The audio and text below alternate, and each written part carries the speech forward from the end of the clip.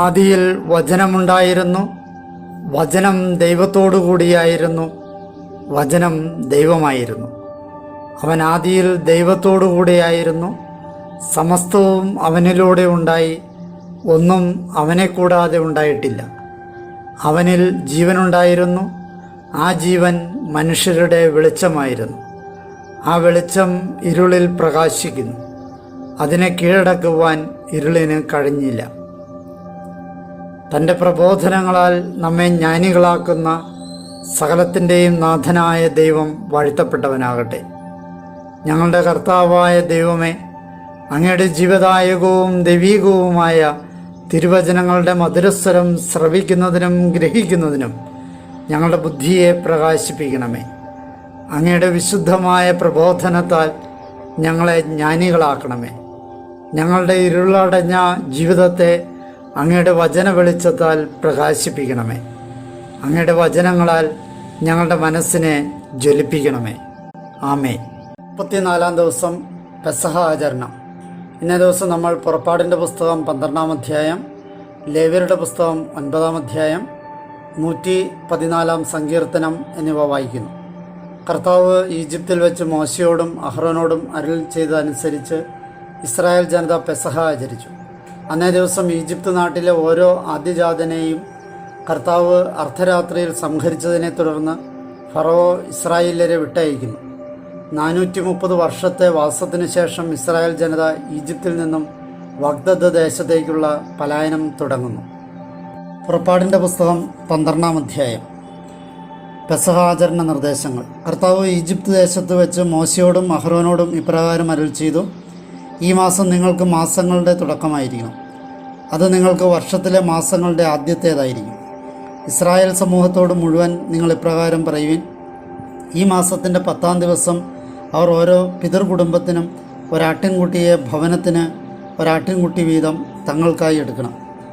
ഒരാട്ടിൻകുട്ടിയെ തീർക്കാവുന്നതിനേക്കാൾ ചെറുതാണ് ഒരുവൻ്റെ കുടുംബമെങ്കിൽ അവൻ തൻ്റെ ഭവനത്തിലേക്ക് അടുത്തുള്ള താമസക്കാരനെ കൂടി അംഗസംഖ്യ അനുസരിച്ച് സ്വീകരിക്കണം. നിങ്ങൾ ആട്ടിൻകുട്ടിയെ സംബന്ധിച്ച് കണക്ക് കൂട്ടേണ്ടത് അതിനെ ഭക്ഷിക്കാനുള്ള ഓരോരുത്തൻ്റെയും പ്രാപ്തി അനുസരിച്ചായിരിക്കണം. തികവുറ്റതും ഒരു വയസ്സുള്ളതുമായ ഒരു മുട്ടാടിൻകുട്ടി നിങ്ങൾക്കുണ്ടായിരിക്കണം. നിങ്ങൾ എടുക്കേണ്ടത് ചെമ്മരിയാടുകളിൽ നിന്നോ കോലാടുകളിൽ നിന്നോ ആണ്. ഈ മാസത്തിൻ്റെ 14-ാം ദിവസം വരെ അതിനെ നിങ്ങൾ സൂക്ഷിക്കണം. ഇസ്രായേൽ സമൂഹത്തിൻ്റെ ഓരോ സമ്മേളനവും സായം സന്ധ്യയിൽ അതിനെ അറക്കണം. അവർ അത് ഭക്ഷിക്കാൻ പോകുന്ന വീടുകളുടെ മേൽ, അതായത് കട്ടിളക്കാലുകൾ 2-ലും മേൽപ്പടിയിലും അതിൻ്റെ രക്തത്തിൽ നിന്നെടുത്ത് പുരട്ടണം. മാംസം അവർ ആ രാത്രിയിൽ തന്നെ ഭക്ഷിക്കണം. അത് തീയിൽ ചുട്ടും പുളിപ്പില്ലാത്ത അപ്പം കൈപ്പിലകൾ കൂട്ടിയും അവർ ഭക്ഷിക്കണം. ചുട്ട മാംസമല്ലാതെ അതിൻ്റെ തലയോ അതിൻ്റെ കാലുകളിലും ഉള്ളിലും ഉള്ളവയോ പാതി വേവിച്ചും വെള്ളത്തിൽ പുഴുങ്ങി വേവിച്ചും നിങ്ങൾ ഭക്ഷിക്കരുത്. അതിൽ നിന്ന് പ്രഭാതത്തിലേക്ക് നിങ്ങൾ അവശേഷിപ്പിക്കരുത്. അതിൽ നിന്ന് പ്രഭാതം വരെ അവശേഷിക്കുന്നത് നിങ്ങൾ തീയിൽ ദഹിപ്പിക്കണം. ഇപ്രകാരമാണ് നിങ്ങളത് ഭക്ഷിക്കേണ്ടത്. നിങ്ങളുടെ അരകൾ മുറുക്കിയിരിക്കണം. നിങ്ങളുടെ പാദരക്ഷകൾ കാലുകളിൽ ഉണ്ടായിരിക്കണം. നിങ്ങളുടെ വടികൾ കയ്യിൽ വേണം. നിങ്ങളത് തിടുക്കത്തിൽ ഭക്ഷിക്കണം. അത് കർത്താവിൻ്റെ പെസഹായാണ്. ആ രാത്രി ഞാൻ ഈജിപ്ത് നാട്ടിലൂടെ കടന്നു പോകും. ഈജിപ്ത് നാട്ടിലെ ആദ്യജാതരായ മനുഷ്യൻ മുതൽ മൃഗം വരെയുള്ള എല്ലാറ്റിനെയും ഞാൻ പ്രഹരിക്കും. ഈജിപ്ത് ദേവന്മാർക്കെതിരെ ഞാൻ ശിക്ഷാവിധികൾ നടപ്പാക്കും. ഞാനാണ് കർത്താവ്. നിങ്ങളുടെ വീടുകളിന്മേലുള്ള രക്തം നിങ്ങൾക്കനുകൂലമായ അടയാളമായിരിക്കും. രക്തം കാണുമ്പോൾ ഞാൻ നിങ്ങളെ കടന്നു പോകും. ഞാൻ ഈജിപ്ത് നാടിനെ പ്രഹരിക്കുമ്പോൾ അത് നിങ്ങളിൽ വിനാശമുണ്ടാക്കുന്ന ഒരു ബാധ ആയിരിക്കുകയില്ല. ഈ ദിവസം നിങ്ങൾക്ക് ഓർമ്മയ്ക്കുള്ളതായിരിക്കും. ഇത് നിങ്ങൾ കർത്താവിനുള്ള തിരുനാളായി കൊണ്ടാടണം. നിങ്ങളുടെ തലമുറകൾക്കുള്ള ശാശ്വത ചട്ടമായി അത് നിങ്ങൾ ആചരിക്കണം. പുളിപ്പില്ലാത്ത അപ്പം. നിങ്ങൾ 7 ദിവസത്തെ പുളിപ്പില്ലാത്ത അപ്പം ഭക്ഷിക്കണം. ആദ്യ ദിവസം തന്നെ നിങ്ങളുടെ വീടുകളിൽ നിന്ന് പുളിമാവ് നീക്കം ചെയ്യണം. ആദ്യ ദിവസം മുതൽ 7-ാം ദിവസം വരെ പുളിപ്പുള്ളത് ആര് ഭക്ഷിച്ചാലും ആ വ്യക്തി ഇസ്രായേലിൽ നിന്ന് വിച്ഛേദിക്കപ്പെടട്ടെ. ആദ്യ ദിവസം വിശുദ്ധ സമ്മേളനം വേണം. 7-ാം ദിവസവും നിങ്ങൾക്ക് വിശുദ്ധ സമ്മേളനം ഉണ്ടായിരിക്കണം. ആ നാളുകളിൽ ഒരു ജോലിയും നിർവഹിക്കപ്പെടരുത്. എന്നാൽ ഓരോ വ്യക്തിക്കും ഭക്ഷിക്കാനുള്ളത് അതുമാത്രം നിങ്ങൾക്കായി പാകം ചെയ്യട്ടെ. പുളിപ്പില്ലാത്ത അപ്പത്തിൻ്റെ തിരുനാൾ നിങ്ങൾ ആചരിക്കണം. കാരണം ഇതേ ദിവസമാണ് ഞാൻ നിങ്ങളുടെ വ്യൂഹങ്ങളെ ഈജിപ്തിൽ നിന്ന് പുറത്തു കൊണ്ടുവന്നത്. നിങ്ങളുടെ തലമുറകൾക്കുള്ള ശാശ്വത കൽപ്പനയായി നിങ്ങൾ ഈ ദിവസം ആചരിക്കണം. മാസത്തിലെ 14-ാം ദിവസം സന്ധ്യ തുടങ്ങി മാസത്തിലെ 21-ാം ദിവസം സന്ധ്യ വരെ നിങ്ങൾ പുളിപ്പില്ലാത്ത അപ്പം ഭക്ഷിക്കണം. നിങ്ങളുടെ വീടുകളിൽ 7 ദിവസത്തേക്ക് പുളിമാവ് കാണപ്പെടരുത്. എന്തെന്നാൽ ദേശത്തുള്ള പ്രവാസിയിലോ സ്വദേശിയിലോ ആരെങ്കിലും പുളിപ്പുള്ളത് ഭക്ഷിച്ചാൽ ആ വ്യക്തി ഇസ്രായേൽ സമൂഹത്തിൽ നിന്ന് വിച്ഛേദിക്കപ്പെടണം. പുളിപ്പിച്ചതൊന്നും നിങ്ങൾ ഭക്ഷിക്കരുത്. നിങ്ങളുടെ വാസസ്ഥാനങ്ങളിലെല്ലാം പുളിപ്പില്ലാത്ത അപ്പം നിങ്ങൾ ഭക്ഷിക്കണം. പെസഹ ആചരണം. മോശ ഇസ്രായേൽ ശ്രേഷ്ഠന്മാരെല്ലാവരെയും വിളിച്ച് അവരോട് പറഞ്ഞു, നിങ്ങളുടെ കുടുംബങ്ങളുടെ അടിസ്ഥാനത്തിൽ നിങ്ങൾക്കായി ആടുകളെ തിരഞ്ഞുപിടിച്ച് എടുക്കുവിൻ. പെസഹ കുഞ്ഞാടിനെ അറക്കുവിൻ. ഒരു ഹിസോപ്പ് കറ്റയെടുത്ത് താലത്തിലുള്ള രക്തത്തിൽ മുക്കുവിൻ. മേൽപ്പടിയിലും കട്ടിളക്കാലുകൾ രണ്ടിലും താലത്തിലുള്ള രക്തത്തിൽ നിന്ന് തളിക്കുവിൻ. പ്രഭാതം വരെ നിങ്ങൾ ഒരാളും തൻ്റെ വീട്ടുവാതിൽക്കൽ നിന്ന് പുറത്തിറങ്ങരുത്. ഈജിപ്തിനെ ശിക്ഷിക്കാൻ കർത്താവ് കടന്നു പോകും. മേൽപ്പടിയിലും കട്ടിളക്കാലുകൾ രണ്ടിലും രക്തം കാണുമ്പോൾ കർത്താവ് വാതിൽ മറികടന്നു പോകും. ശിക്ഷിക്കാൻ നിങ്ങളുടെ വീടുകളിലേക്ക് കടക്കുന്നതിന് അവിടുന്ന് സംഹാരകനെ അനുവദിക്കുകയില്ല. ഇക്കാര്യം നിങ്ങൾക്കും നിന്റെ മക്കൾക്കുമുള്ള ഒരു ചട്ടമായി എന്നേക്കും നിങ്ങൾ പാലിക്കണം.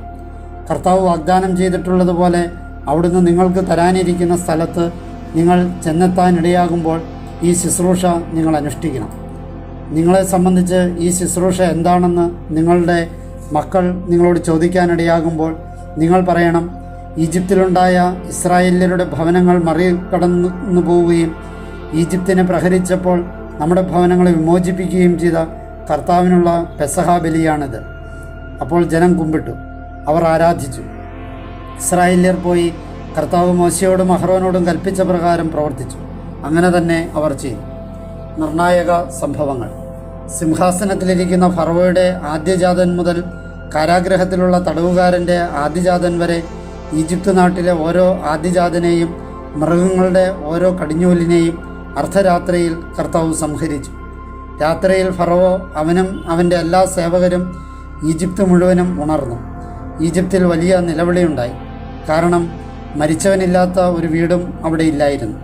രാത്രിയിൽ തന്നെ മോശയെയും അഹ്റോനെയും വിളിച്ച് അവൻ പറഞ്ഞു, നിങ്ങളും ഇസ്രായേല്യരും എൻ്റെ ജനത്തിൻ്റെ ഇടയിൽ നിന്ന് എഴുന്നേറ്റ് പുറപ്പെടുവിൻ. നിങ്ങൾ പറഞ്ഞതുപോലെ പോയി കർത്താവിനെ ശുശ്രൂഷിക്കുവിൻ. നിങ്ങൾ ആവശ്യപ്പെട്ടതുപോലെ നിങ്ങളുടെ ആടുകളെയും കന്നുകാലികളെയും കൂടെ കൊണ്ടുപോകുവിൻ.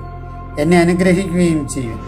അവർ ദേശത്തു നിന്ന് തിടുക്കത്തിൽ പുറത്തു കിടക്കാൻ ജനത്തിനു മേൽ ഈജിപ്ത് സമ്മർദ്ദം ചെലുത്തി. എന്തെന്നാൽ അവർ പറഞ്ഞു, ഞങ്ങളെല്ലാവരും മരിക്കുകയാണ്.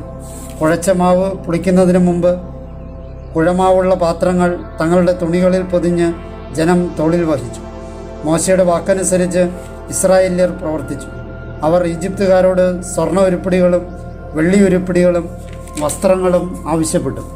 ഈജിപ്തുകാരുടെ ദൃഷ്ടികളിൽ ജനത്തോടുള്ള പ്രീതി കർത്താവ് ഉളവാക്കിയതിനാൽ അവർ ആവശ്യ നിർവൃത്തി നടത്തി കൊടുത്തു. അങ്ങനെ അവർ ഈജിപ്തുകാരെ കൊള്ളയടിച്ചു. ഇസ്രായേല്യർ റംസേസിൽ നിന്ന് സുക്കോത്തിലേക്ക് നീങ്ങി. അവർ കുട്ടികളെ കൂടാതെ ഏകദേശം 6 ലക്ഷം പദയാത്രികരുണ്ടായിരുന്നു. വലിയൊരു സങ്കരജന വ്യൂഹവും അവരോടൊപ്പം കയറിക്കൂടി. ആടുമാടുകളുടെ കാലിസമ്പത്ത് വളരെയേറെ ഉണ്ടായിരുന്നു.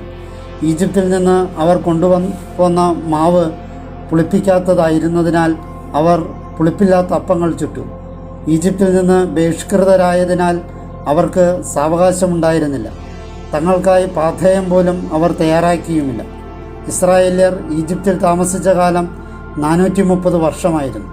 430 വത്സരം പൂർത്തിയാകുന്ന ആ ദിവസം തന്നെ കർത്താവിൻ്റെ വ്യൂഹങ്ങൾ മുഴുവൻ ഈജിപ്ത് നാട്ടിൽ നിന്ന് പുറപ്പെട്ടു. അവരെ ഈജിപ്തിൽ നിന്ന് പുറത്തു കൊണ്ടുവരാൻ വേണ്ടിയുള്ള കർത്താവിൻ്റെ ജാഗ്രതയുടെ രാത്രിയാണത്. അതുകൊണ്ടാണ് ഈ രാത്രി ഇസ്രായേല്യർക്കെല്ലാം തങ്ങളുടെ തലമുറകളിൽ കർത്താവിനുള്ള ജാഗരണാചരണം ആയിരിക്കുന്നത്. പെസഹ ആചരണം അനുബന്ധ നിർദ്ദേശങ്ങൾ. കർത്താവ് മോശയോടും അഹ്റോനോടും അരുൾ ചെയ്തു, പെസഹയുടെ ചട്ടം ഇതാണ്: പരദേശിയായ ആരും അതിൽ നിന്ന് ഭക്ഷിക്കരുത്. എന്നാൽ വിലയ്ക്ക് വാങ്ങപ്പെട്ട ഏത് പുരുഷാടിമയ്ക്കും നീ അവനെ പരിച്ഛേദനം ചെയ്തതാണെങ്കിൽ അതിൽ നിന്ന് ഭക്ഷിക്കാം. കുടികിടപ്പുകാരനും ദിവസവേതനക്കാരനും അതിൽ നിന്ന് ഭക്ഷിക്കരുത്. ഒരേ വീട്ടിൽ അത് ഭക്ഷിക്കപ്പെടണം.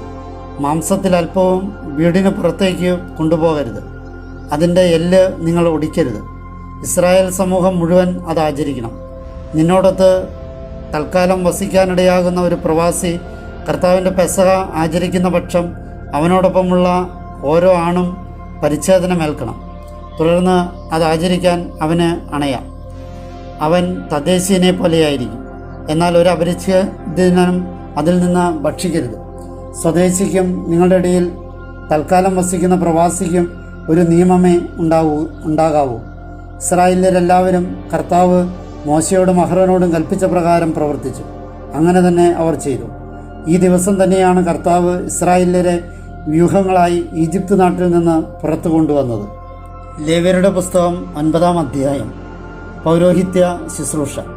8-ാം ദിവസം മോശ അഹ്റോനെയും അവൻ്റെ പുത്രന്മാരെയും ഇസ്രായേൽ ശ്രേഷ്ഠന്മാരെയും വിളിച്ചു.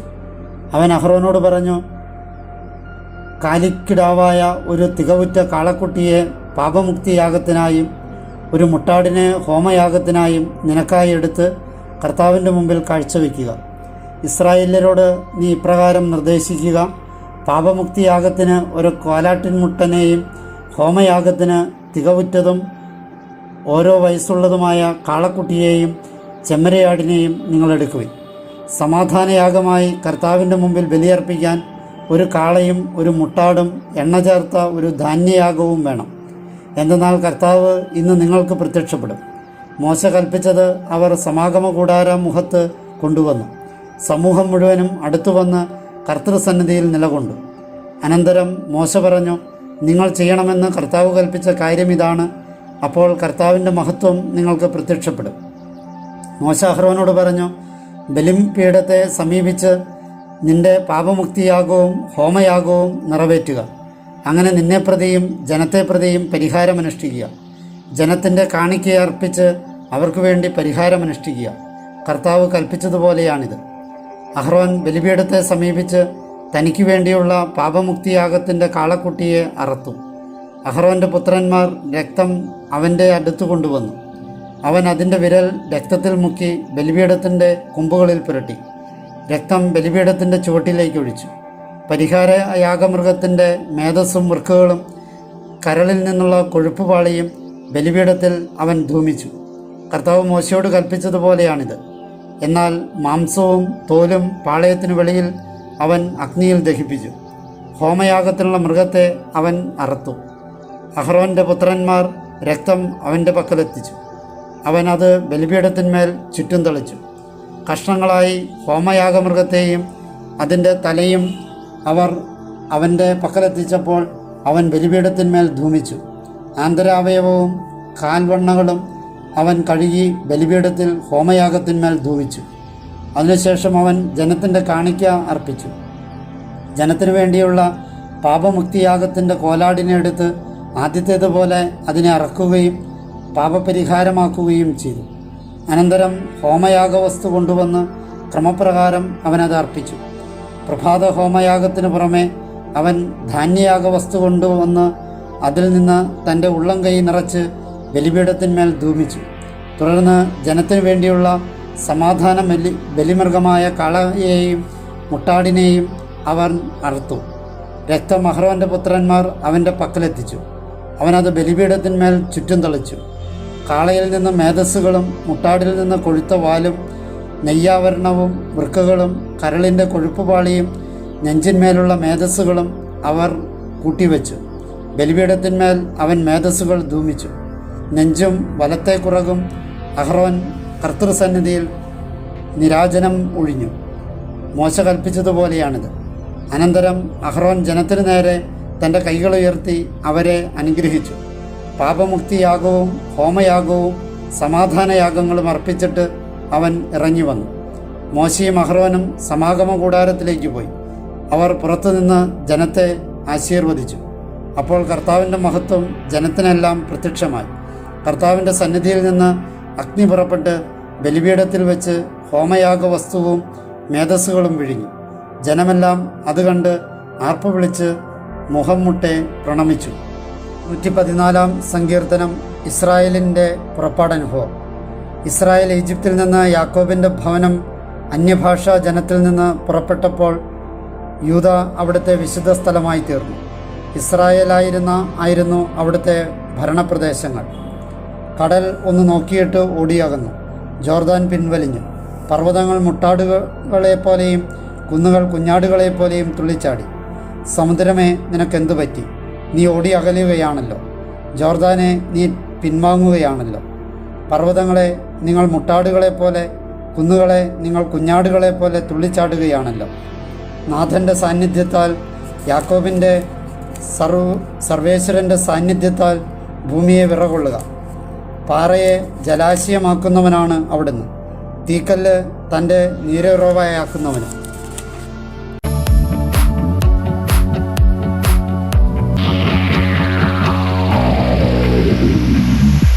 Don't wanna hold